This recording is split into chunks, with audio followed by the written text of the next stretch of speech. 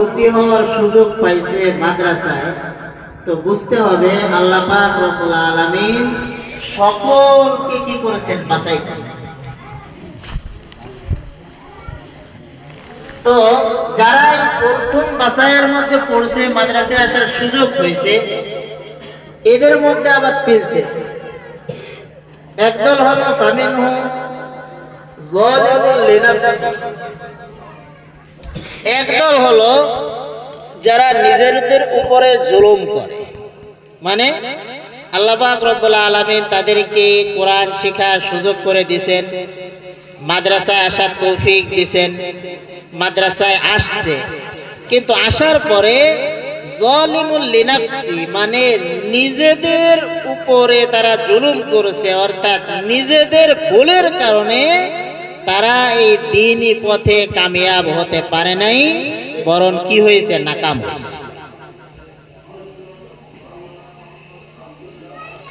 ওয়ামিনহুম মুকতাসিদ, আর আরেক দল হলো মধ্যম, মানে বেশি আগাইতে পারে না কিন্তু মোটামুটি তারা তাদের চেষ্টা অনুযায়ী।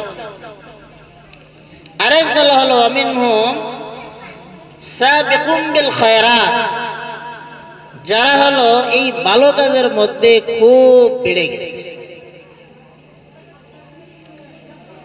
এটা সূরা ফাতিরের 32 নম্বর আয়াতের মধ্যে আছে।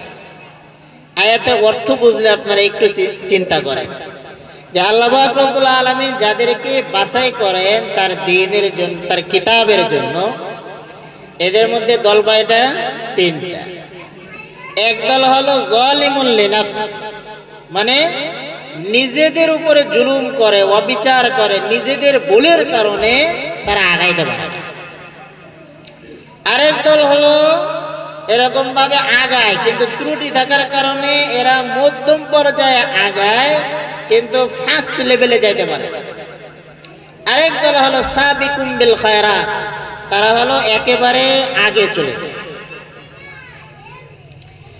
তো আমার নিজের ব্যাপারে ভাবতে হবে যে আমি আসলে কোন দলে হব। তো আমি যদি ভুল করি তাহলে আমি তো জালেম, আমি বেশি আগাইতে পারবো না। আর যদি ভুল না করি, মোটামুটি চেষ্টা করি, তাহলে আমি মোটামুটি পর্যায়ের হব। আমার চেষ্টার সাথে আমার সন্তানও সম্পৃক্ত। আর আরেক দল হলো একেবারে অগ্রগামী, যারা একেবারে সামনে বেড়ে যায়। এখন অগ্রগামী যারা হবে তাদের মধ্যে কিছু গুণের প্রয়োজন আছে।